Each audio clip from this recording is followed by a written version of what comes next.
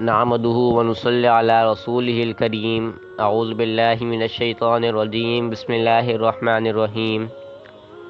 حضور پاک صلی اللہ علیہ وسلم کا ارشاد ہے کہ رمضان کا مہینہ بڑی برکت والا ہے۔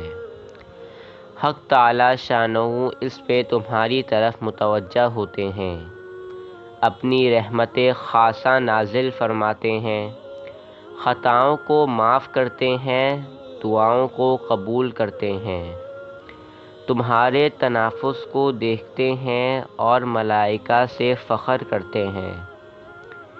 بس اللہ تعالیٰ کو اپنی نیکی دکھلاؤ، بد نصیب ہے وہ شخص جو اس مہینے میں بھی اللہ کی رحمت سے محروم رہ جائے۔ رمضان کا آخری عشرہ شروع ہو چکا ہے۔